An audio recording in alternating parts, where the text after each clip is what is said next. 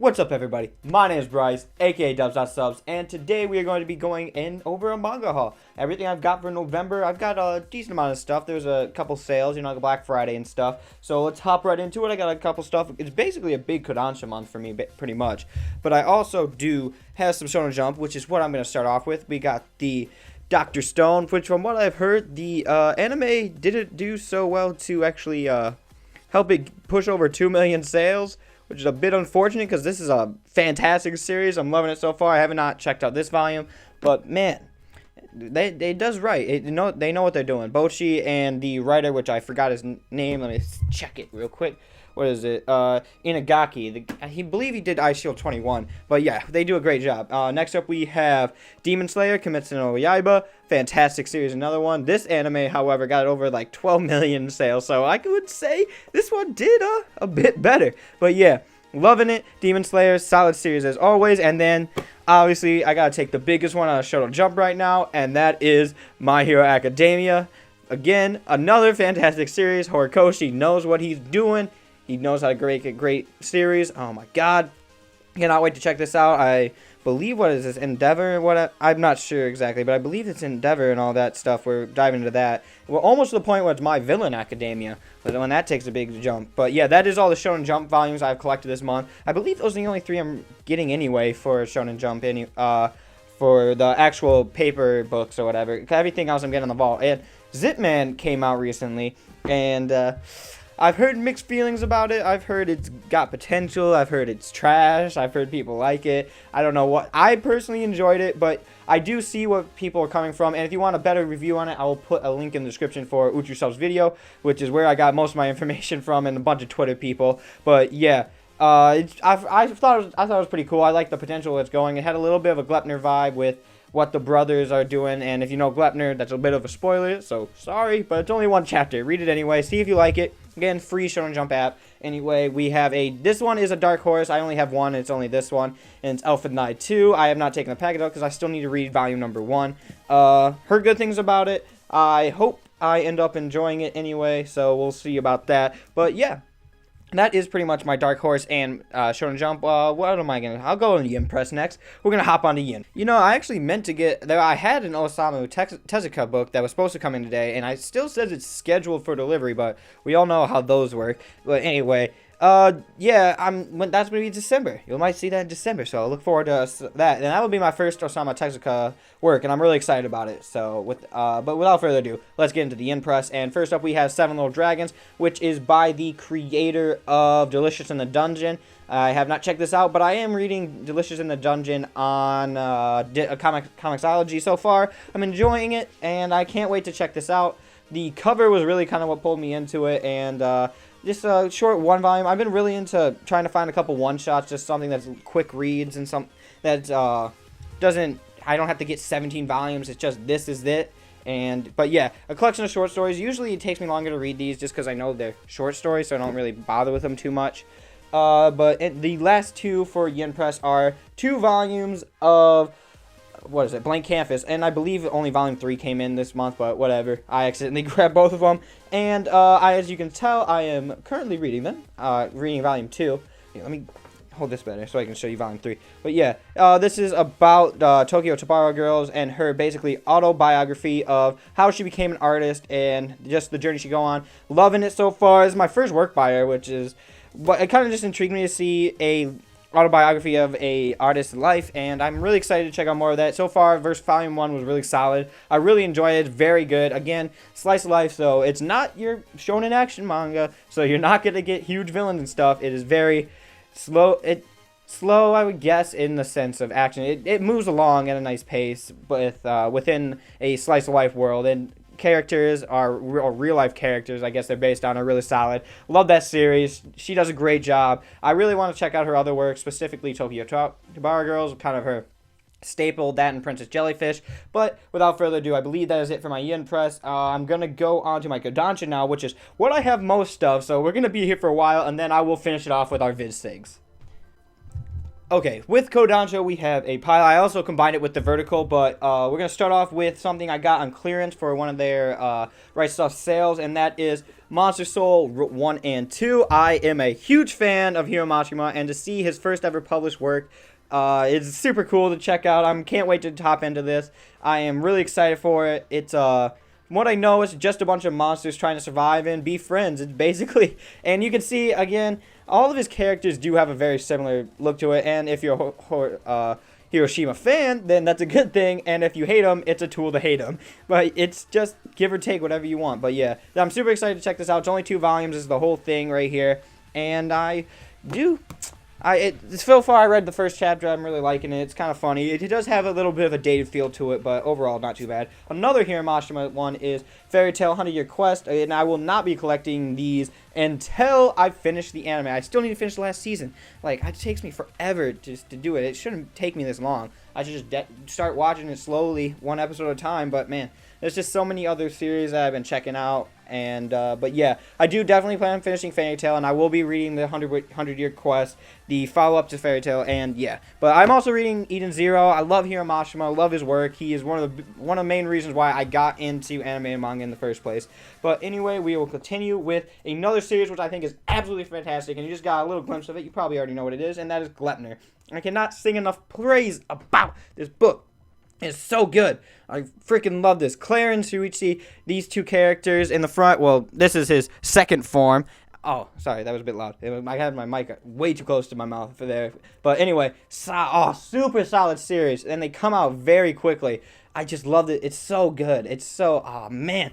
Like I say, I fanboy about this every time I talk about it. Because it's, if you haven't checked this out and you like action and you like seinen, or you want to try something that's darker, definitely check this out. It's such a good book and such a good entry point with all these characters. The dark tone is so well done. And also we have Cells at Work 2, but I also have 1 in this collection somewhere, but I have 1 and 2 so far.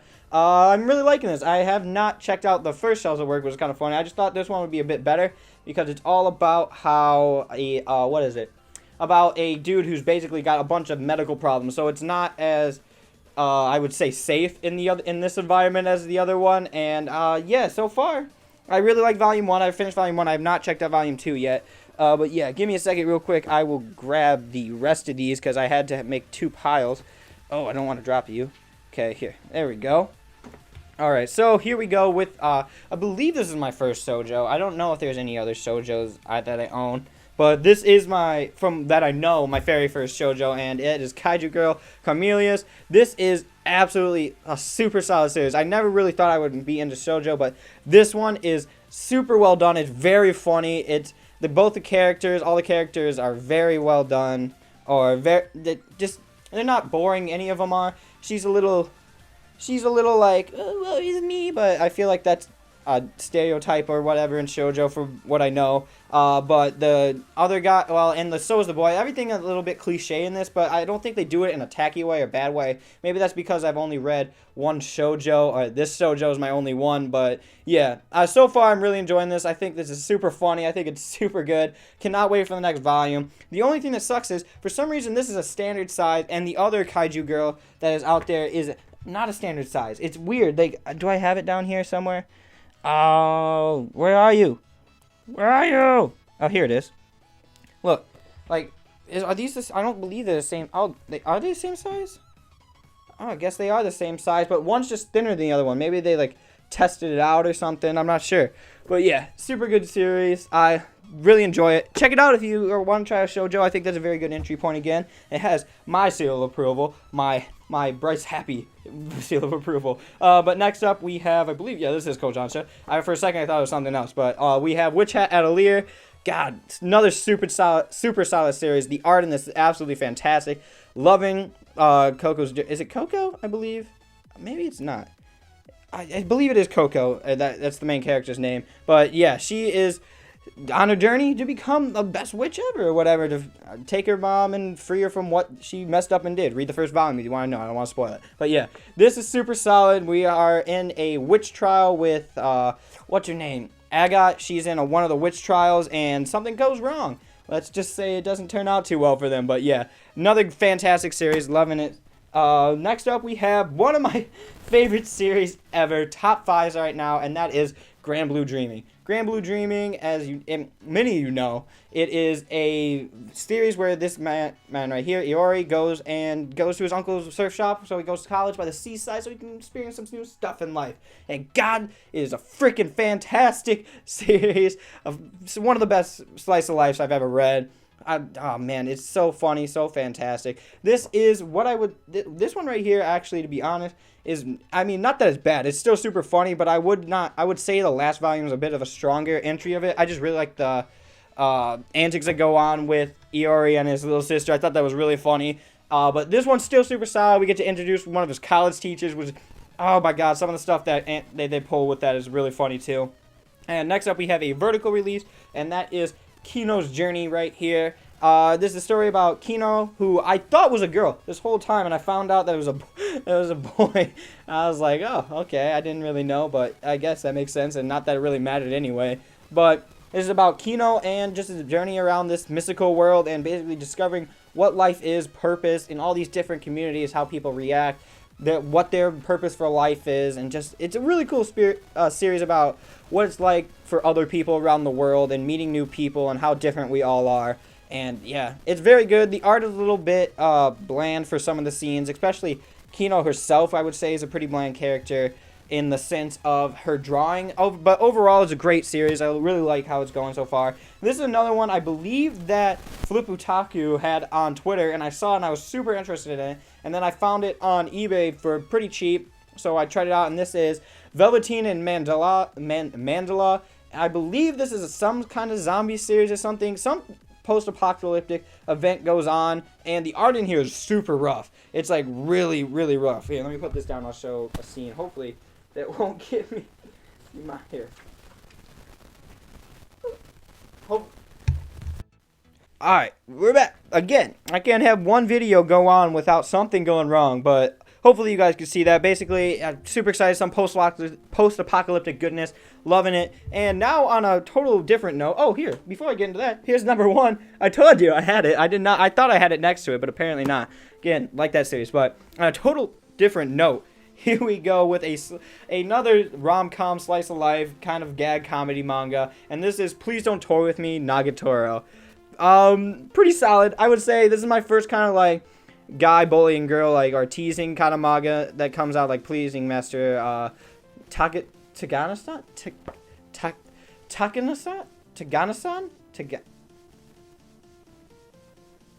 Anyway, yeah, this is my first one. Okay.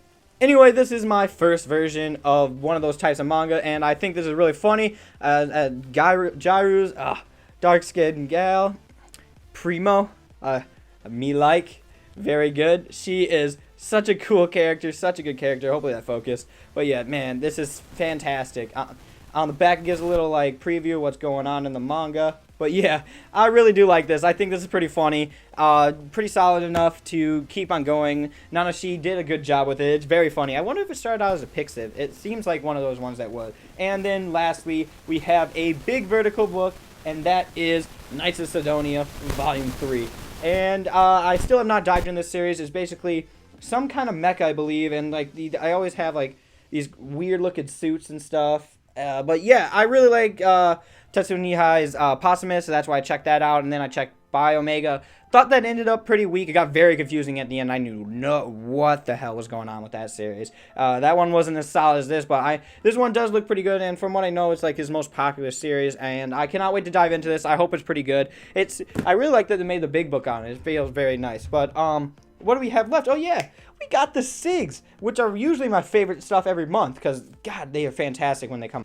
All right, it's the final countdown. We got the last ones, which usually are the best for the month, just subjectively, because I absolutely love Viz signatures. But yeah, first up, we're going to start with Rand in the Grey World. Rand in the Grey World is a story of Rand right here, who's just being a kid and is growing up as a witch. And God, Akira Iri's art in this is absolutely fantastic. This is, without a doubt, better than Go With the Clouds North by Northwest. I've canceled my third volume of Go With the Clouds. I might pick it up later, but I really don't want to because, man, there's some potential with Go With the Clouds, but man, she just totally dicks around with it the whole time. Like, the last volume was just a tour of Iceland. And it's like, man, get to the cool murder mystery part that's going on, and that's really interesting. Well, it was cool to see the Arctic, the Icelandic area for a first comer like me who never knew anything about it. It was very boring, and for someone who likes slice of life and slower running series, it was so slow, and it was nothing really happened. It was like being on a tour guide, and it was not fun because you weren't there, so you don't really care as much. But yeah, Reign in the Grey World, on the other hand, is very fantastic, very magical, fantastic characters. Love the whole family and the whole aura that comes out. One of my favorite characters, one of the ones I really liked the most was the rich guy in here, and something kind of happened, and I'm not going to talk about it, but man, I'm disappointed about that scenario. If you've been reading it, you know what I'm talking about. But anyway, next up we have Children of the Whales, which is a very metaphorical series, I would say, very philosophical. I believe I've read 12, so this is the only one I need to catch up on. I've not read this volume, but man, I do another series I really love. A bit harder to understand what's going on. Overall, you can tell the basic stuff. Like, if you just want to get surface, you get the story and stuff, it's good enough. But there's a lot of deeper messages, a lot of philosophical stuff that goes on with this series, and it kind of goes over my head all the time. I'm not going to lie. I'm not going to be like, oh, I understand everything. But yeah, a really solid series. I love the art of this. Sometimes a little hard to tell what's going on, but overall, it's not too bad. Overall, I just really enjoy this series. Very solid, I wouldn't say guilty pleasure, but one of those series where you got to sit down and think about it all the time. And I really like some certain series that you sit down when you're done, you're still thinking about the events that are going on, what all that stuff really meant. But next up, we have No Guns, No Life, a fantastic sci-fi series that did give me a little bit of a Dimension W vibe, but they're very, very different. The art a little bit reminded me of Yuichi Iwahara's, but besides that, there's nothing similar about this, besides they're in some futuristic Tokyo or Japan. Fantastic series, very solid, cannot wait to see where this one goes. Overall, very enjoyable. This dude's kind of a dick, but overall, you can tell we're melting away his gun heart, and we're going to learn to love him. Next up, we have another series that I absolutely adore, and that is Labius EST. This volume is I'll hopefully have a card up there, and it will show you what my review of this is. Overall, I would say a lot of setup, still fantastic. I like the new character that got introduced with Natalie, and it's very good. I cannot wait to check out more of Labius AST, a fantastic boxing manga or MMA manga. Definitely check it out if you enjoy your fighting anime / manga. And then last up is a series I did not want to start just because I knew the second I read it, I was going to instantly love it, especially hearing all the good reviews and people raving about it, and that is Beasters. And number 2 did come out earlier, but I actually hadn't read it until now, so I had to catch up. But yeah, Beasters is absolutely fantastic. Following this Legoshi right here, going through life and growing up with all these troubles that's going on. Oh, Legoshi's not in the front. Is he? Oh no, he's not on this one either. But he is on the back. I can show you in like the little crowd of the dogs. He's the wolf. He's the big bad wolf right there, who's absolutely fantastic and super lovable character. My God, it's so good. The societal stuff it talks about, that's metaphoric, that it's referencing, and all that is super solid. I believe I'm at the part with the black market. I'm not gonna say anything more about that, but man, the panda, he's pretty badass, and I'm interested to see more about what's going on in that series. Fantastic series. I did not want to check out the anime. I don't know. CGI's kind of ruined it for me. I've tried to watch a couple of them, but man, they were bad. Maybe I just watched bad CGI ones, but overall, I'm not a CGI fan. It kind of pulls me off. That's why I didn't watch Labius also, because I read it, and I don't really do well where I kind of get bored when I know what's going to happen. It's like, all right, I read this. And I do like rereading stuff, but after the point where it's like, oh, yeah, this happened. It's not like, okay, I just read it. Let's go watch the anime right now and rewatch what I just did. And I'm like, even My Hero Academia, I kind of dropped watching the anime. Not that it's a bad anime. It's absolutely fantastic. It's just like, I already know what's going to go on, so I really don't need to watch it because there's no suspense or anything that keeps me engaged. But anyway, Beasters, fantastic, freaking amazing. And what I was gonna say about Labius is someone commented on the Labius video, and this is subjective, obviously, because he said he enjoyed it, so maybe it wasn't as bad. Maybe I need to try out CGI again. But every time I think of CGI, I think of that Berserk CGI one, which was absolutely trash. But anyway, Guys, I do hope you enjoyed this video. Please like, comment, and subscribe. Tell me what else you want to see on this channel. And if you like, comment, subscribe, as always, it supports the channel, tells me that I'm doing the right thing, and also gives me a little motivation. It brings a little tear to my eye about that you guys appreciate. But anyway, guys, thank you so much for watching. I do hope you enjoy this video. Stay tuned for more content. And as always, I will see you in another video.